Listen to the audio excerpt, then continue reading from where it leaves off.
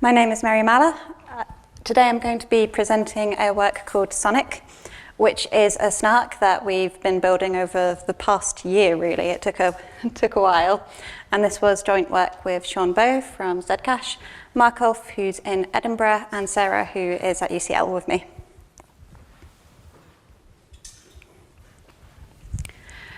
So the aim is to build a snark. And what are these? They are a tool that you can use for building applications where you care about privacy and about things being correct at the same time. So having something that's private is very easy, because if you don't care about it being correct, you can just sort of say, this commitment contains something, and it wouldn't be hard to hide what it was. And having something correct that's not private is also fairly easy, because you can just say, here's what here's my thing, it satisfies this property, and then people could check it in the clear. But having both properties hold at the same time is something which becomes more complicated, and this is where we tend to use zero-knowledge proofs. By the way, if I go too fast at any point in this presentation, feel free to ask questions and such.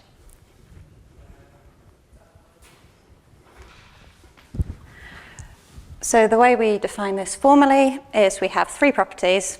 We want correctness. An honest prover can always convince an honest verifier. We want zero knowledge, meaning that a malicious verifier cannot learn any useful information from an honest prover beyond what they're supposed to learn anyway. And we want it to be knowledge sound, and this essentially means that a malicious prover cannot convince an honest verifier.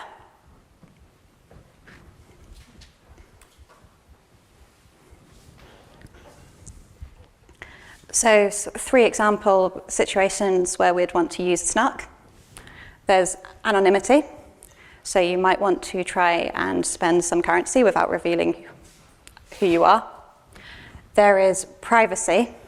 And this isn't so much about not revealing who you are. This is more trying to reveal what's inside your transaction. So it might be like a ranged proof, trying to show that a value is between 0 and 10. And the other one, which is starting to be a use case that's coming up recently, is scalability. Because with these snark things, where the verifier is actually quicker than just verifying the statement in the clear, if you don't care about privacy at all, this would still be better than sending all of the information and checking it yourself, because someone could do the work once and then everyone else could just check it very quickly.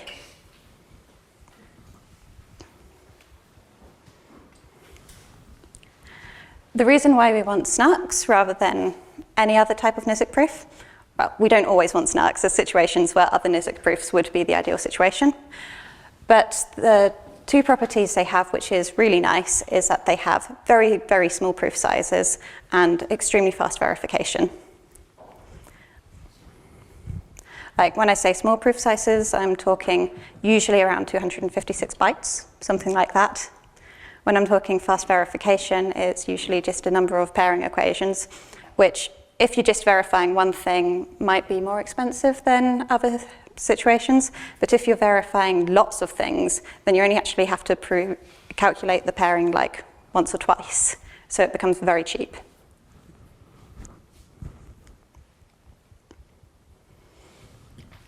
But they require trusted setup, which is an issue which has been gaining a lot of attention recently, especially with different setup ceremonies that people are having to do to try and get around this.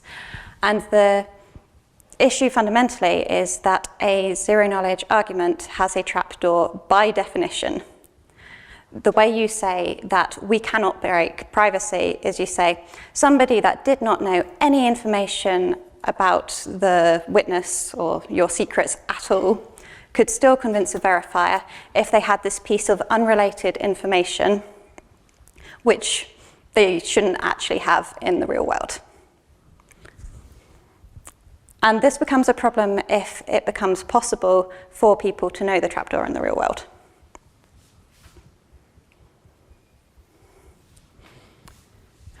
It doesn't affect privacy so much, because you still get full privacy like a verifier that knows a trapdoor doesn't learn any information about a prover most of the time, but a prover who is malicious might now be able to convince an honest verifier.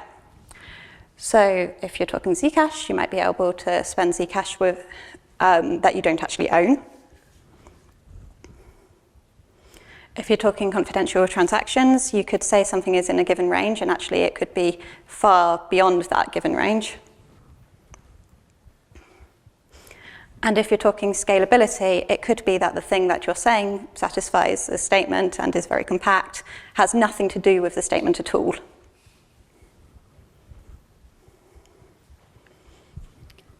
So all zero-knowledge arguments have these trapdoors, by the way. It's not the case that some do and some don't. But some of these trapdoors are randomly generated. And what that means is that if you want to use the system in practice, what you can do is you can say, we need a set of random generators. Let's just take some input, be very public about what the input is, and then hash it to get what our actual parameters that we're going to use are. And this is what we would typically call an untrusted setup. The problem with doing this with SNARKs is that the hidden trapdoor is not chosen at random. It in fact has quite a lot of structure which you want to exist, and you've got to somehow generate these parameters with this structure without being able to use hash. Well, if you could use a hash function, that would be great, but we don't know a way to do it.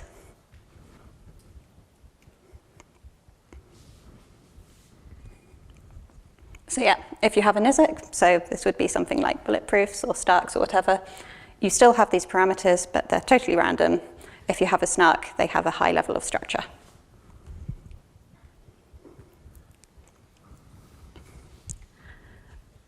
So this is an overview of some of the different benefits of a couple of different zero-knowledge proving systems.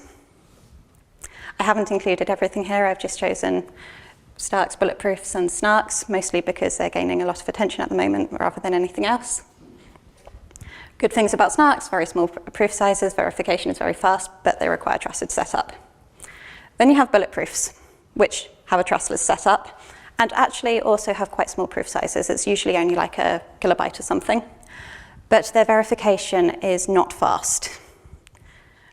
In particular, their verification is linear in the statement that you're trying to prove. So if you wanted to use them for scalability, then every time you applied a bulletproof, your verifier would grow. So it wouldn't be great for that. Then you have STARKs, which again have trustless setup. These also have good asymptotics in terms of proof size and verifier time, and they use symmetric key cryptography, which means that their provers are faster than things that are using asymmetric cryptography. But they do end up having a large concrete overhead.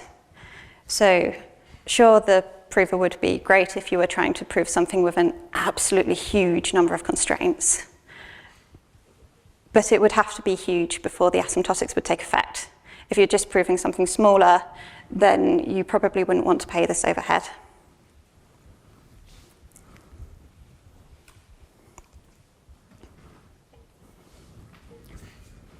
So how can we actually use these things? Of course, we can't just have one person generating the trapdoor. So what we typically do is we say, let's get a group of participants and have them all contribute to the trapdoor. And then each participant is going to learn some useful information about the trapdoor. But we can design schemes where, provided at least one party is honest in all of their participants who are trying to generate these parameters, the final scheme should be secure. And you know, this is reasonably powerful. It's not so great if you just have 6 people in the setup, but once you're talking like thousands, it becomes reasonably likely that one of those people might not be colluding. I mean, maybe if you have it so that they all happen to be minors, this would become quite likely, but if it was like a very open procedure where anyone could take part and everyone was like very public about this is my contribution, you can do some fairly good audits.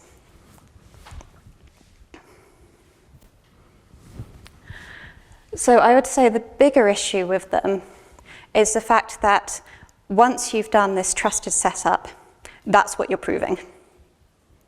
You can't go back at some point and be there like, actually, in our constraint system, it would be better if we did it like this because there's a security bug, or because it's a totally new system maybe, or because we found an efficiency improvement. You can't do that. Once it's there, you're done. So you end up having to do a different trusted setup for every single thing you want to prove, even if you only change it in a very moderate way. And I was talking before about how if you just have a trusted setup and there's lots of people taking part, you can audit it, maybe it's not so bad. If you're trying to audit every single setup that's ever been done by anyone you want to interact with, that becomes more problematic. For a start, it becomes harder to find people that want to actually take part in your ceremony.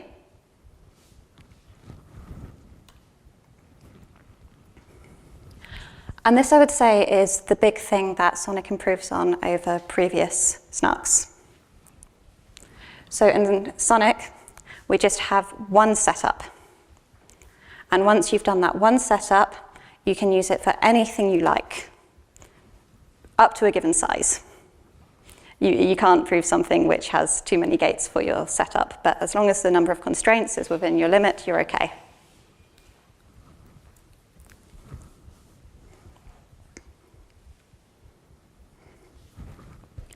So roughly speaking, the setup ceremony for prior SNARKs would work in two phases.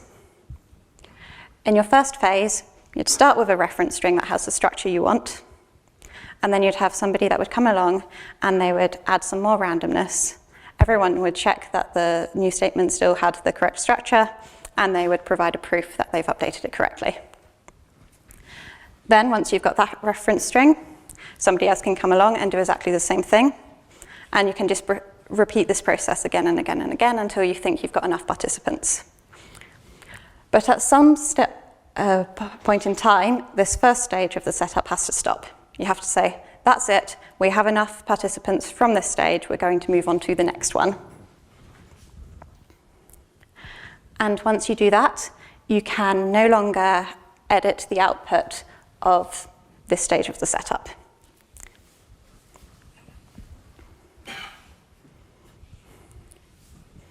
In the second stage, this is the part where you try and make your scheme application specific. And this time, you're still going to have someone come along and add some randomness, and then another person come along and add some randomness, and then another person come along and add some randomness. Same thing again. But the thing that the structure that they're trying to produce is not going to be this generalized structure. It's going to be something that they've decided in advance, and they have a specific polynomial for.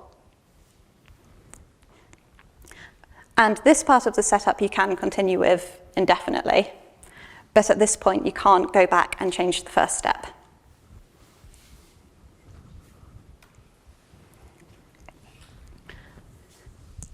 So in Sonic, we just get rid of that second step entirely.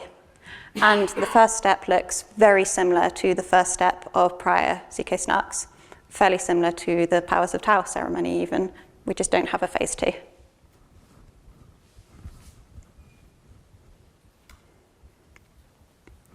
So you notice I was talking about people coming along and updating the parameters one by one by one. This is an additional security property, I would say, that we get, being updatability. This idea that at any point in time, anyone can come along and update the parameters. And after they've done so, they know that provided their own contribution is sound, the whole scheme should be sound. This doesn't say anything about the proofs that are generated before they took part. Is a downside. You can't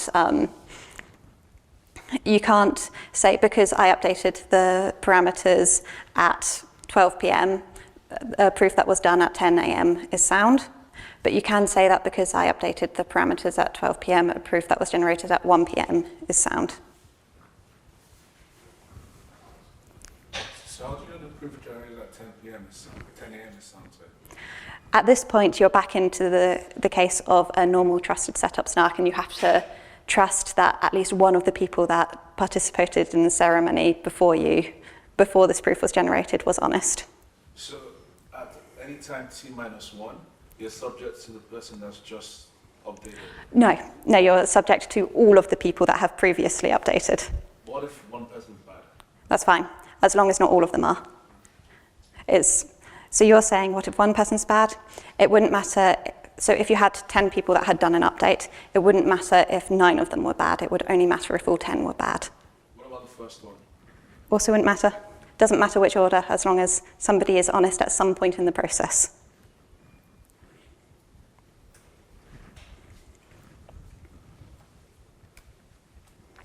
So yeah, this is a nice property that's an especially distrustful user could update the parameters themselves. But I would say the bigger contribution is this universality thing, the fact that one setup does all.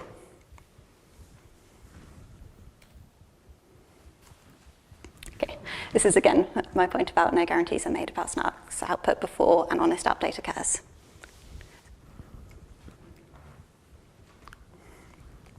As for the update proofs themselves, they are very, very small.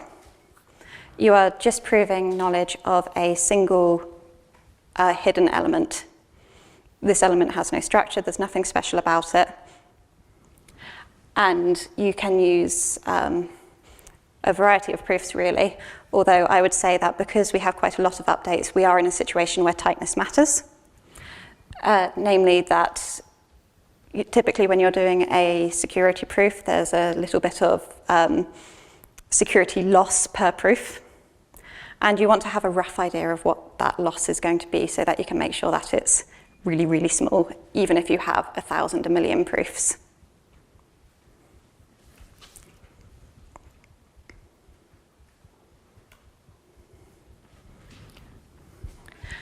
The actual reference strings themselves, these don't need to be stored forever, but they do need to be stored with respect to any proof that's generated with respect to them. So what you could do is you could generate, say, 1,000 updates with 1,000 reference strings, and then just take the final reference string from that thing and say, this is the one we're going to use for this period in time, and just dispose of all of the others. As long as the update proofs have been stored, you can still verify that every single update has been included. And they're linear sized, which isn't too bad. Like, these are things that you would be able to store on just a standard PC. Mm-hmm. When you say reference string needs to be stored as verified proofs, do you mean for each proof? Carry with it the reference string? I mean, it needs to have a pointer to the reference string that it's proved with respect to. Okay, so something on the network is stored on reference strings and you need that hash to refer to it, for example. That's how I'd picture it happening. Although one other thing I should point out is that the verifier's reference string is much smaller than the prover's reference string. So the linear size that I was talking about that you need in order to generate proofs, the actual thing that would need to be stored forever is probably much, much smaller than that.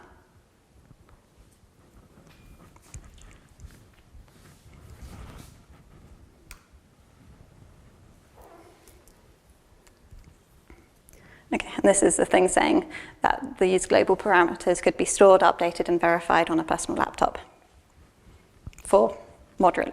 I say moderate, they are quite large circuits, but I'm probably talking somewhere between 1 million and 1 billion gates, something like that.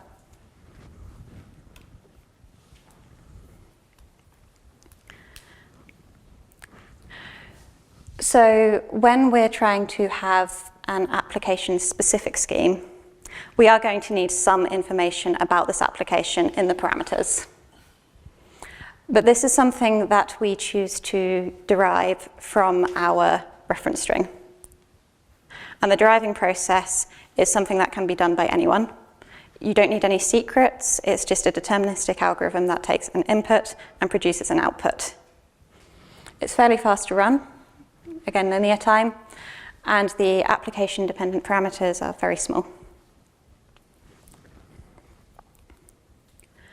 So if you were just doing this once, probably wouldn't be worth it. But if you were proving the same thing many, many, many, many times, then it becomes worth it.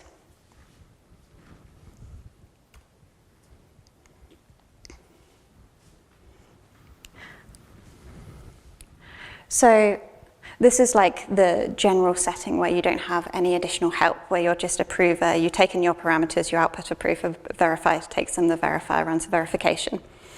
And we get something which is constant size, which theoretically we were there like, this is great, it's constant, no one's done that before. But the actual constants we get, especially for the prover computation, I would say, are not that small.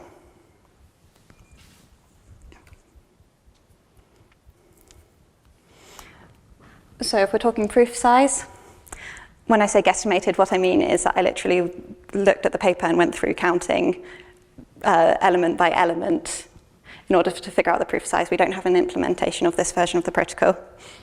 But I guesstimated that it was something between 1 and 1.5 kilobytes per proof, but that the prover would possibly be 30 times more expensive than Grot16, which is the current state of the art for SNARKs. So not great.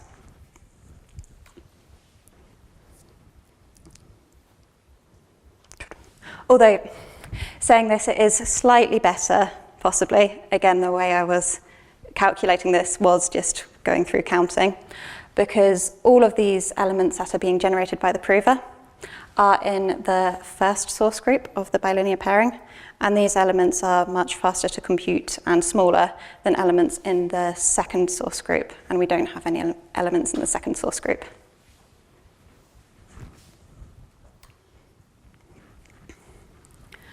But the actual version of Sonic, which I would say is much more usable in practice, is one where we make this additional assumption about there being helpers available. And in this situation, we get 256 bytes per proof.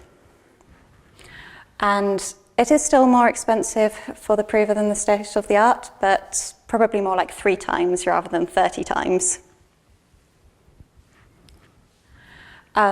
And the helper time, again, is reasonably fast to run. I mean, it still is going to depend on the size of the circuit. It's still going to be comparable with the amount of time it takes to prove, and this is going to be multiplied per proof they're helping with. But it's not going to be enormous. And the same point about the prover time is possibly actually better than this, because I was counting this as if all of the group operations were done in the same group in the Grot16 protocol, and that's not actually true. They have some operations in the first group and some operations in the second. We only have operations in the first. I have a question. Yeah. Is it possible to create batch proofs using Sonic? Or is it possible to verify a batch of Sonic proofs in one go with the aggregate cost per proof is lower than verifying them individually? That's kind of where I'm getting to. We just need a helper to help us do it.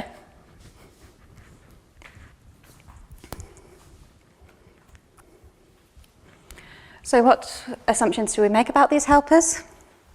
We do assume that they have a moderately large amount of computational resource. Okay? They're not just this verifier that's trying to run their verification very, very quickly. They're willing to invest some time and some power into the system. They are not trusted. They absolutely should not be trusted. You want them to be... We're really assuming that these protocol might be run by miners. So if we had any trust in them whatsoever, then that would be bad. They cannot communicate with the original provers. Okay? So the prover creates a proof, they communicate it to the verifier, and that's it. To the helper, sorry, and that's it. The helper does not then have to go back and talk to the prover again. And what they do is they aggregate the proofs together, not to reduce proof size, which is how this is usually done, but to reduce verifier time. And in blockchain applications, helpers are probably the miners.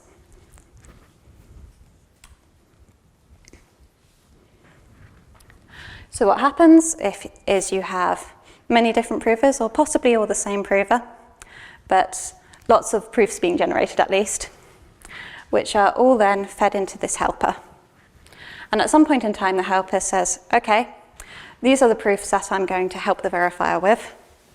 I'm going to create a single helper proof, and then a small proof per proof that I've been given, And I'm going to give this to the verifier so that the verifier then has this batch of M proofs and a single helper proof, and that's what the verifier checks.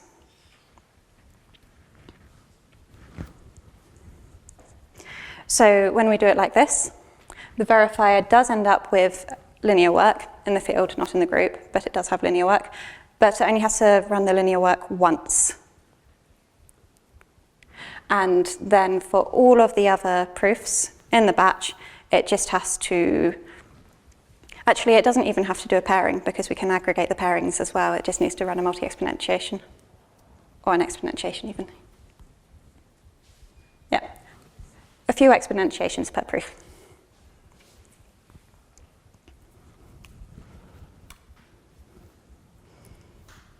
So when we actually implement this, you get sort of certainly the marginal costs being very, very fast. It wouldn't be worth it if you were just trying to aggregate 2 or 3 proofs, but once you're talking about aggregating lots of proofs, it really does become worth it. So if you were to implement this then in the protocol, then you have to like really think about how you incentivize the helpers? Definitely. Yeah, I'm assuming that the helpers would either have to be required to do this by protocol or rewarded in some way, because really the helpers get nothing out of doing this.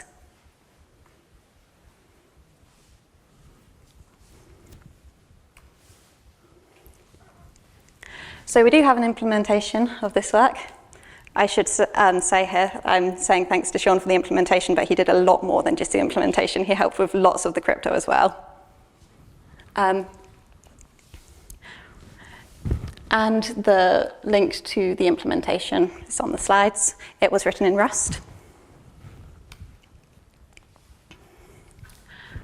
And this is some of the numbers that we got for Pedersen hashes and for SHA pre-images. The proof size is always the same. It's always 256 bytes. We were getting that the marginal verification time was usually 0.7 microseconds, or was it milliseconds? I can't remember. I know it's an important difference, sorry. The prover time grows linearly. So this is something where big improvements could probably be made by parallelizing, maybe using this DISC scheme that some authors came up with in Berkeley. Certainly it's something where investing lots of research and effort into trying to improve would make big differences, I think. And the helper time is very similar to the prover time because the actual operations that the helper is running are very similar.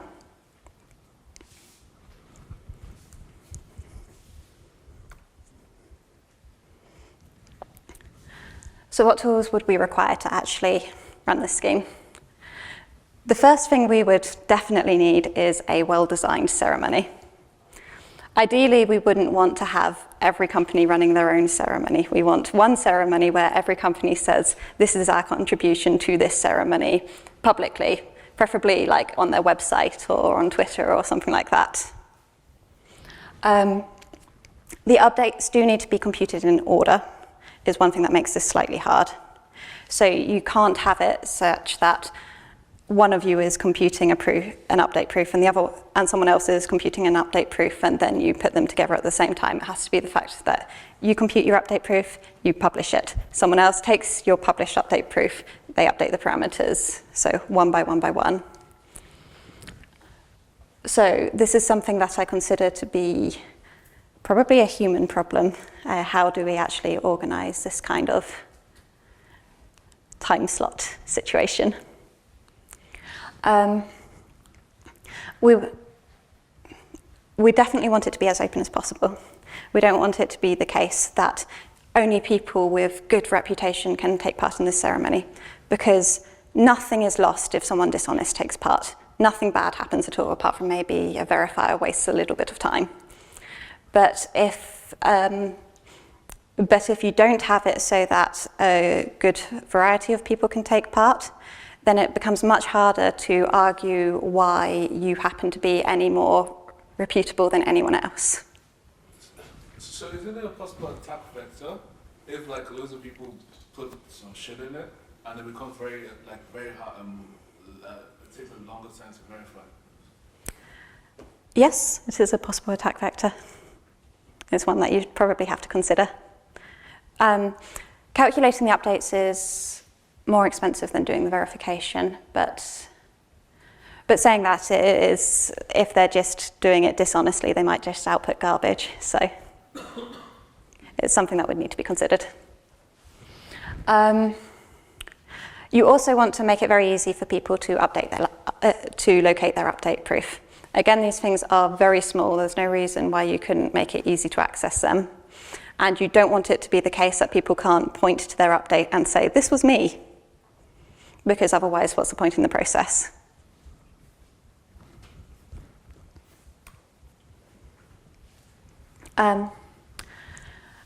Another tool we need a bilinear pairing group.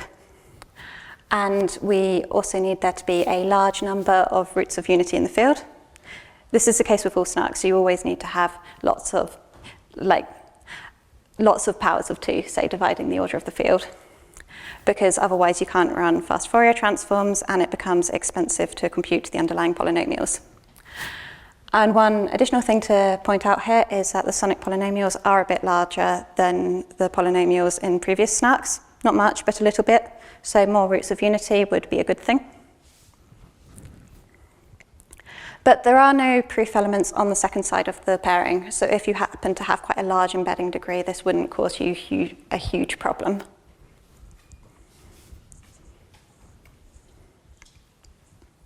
We also need a hash function. Most things need hash functions, I'm sure that's fine. Oh, one thing I mentioned here, Sonic is proven secure in the random oracle model.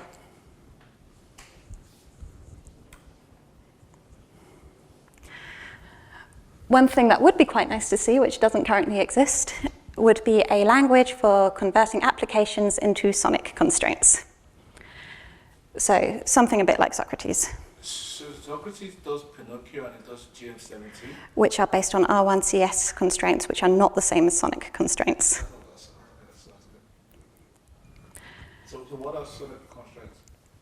They're similar to the bulletproof constraints. They've been modified a little bit, but they're not so different.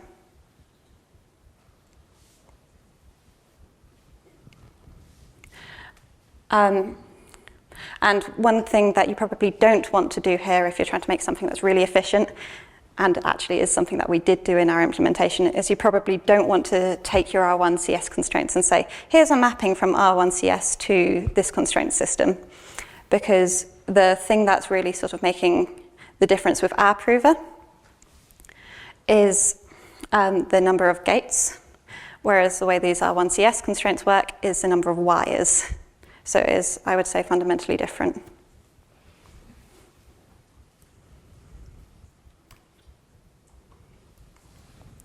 We do need a rewarding system for the helper. No one's going to help us if we don't give them reason to. So yeah, it could be that the helper is run by the miners.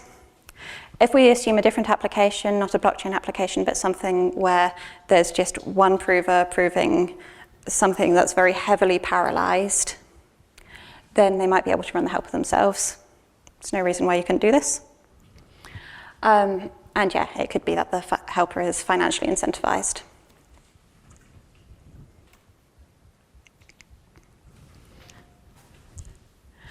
So just to sum up, Sonic, I'm calling it a nearly trustless setup in the sense that it's updatable and universal. It's not fully trustless, but it's making progress. Without a helper, we get very good asymptotics, but maybe not so good concrete numbers. But with a helper, we get a very small concrete overhead, and it becomes very usable in real systems. Thank you very much.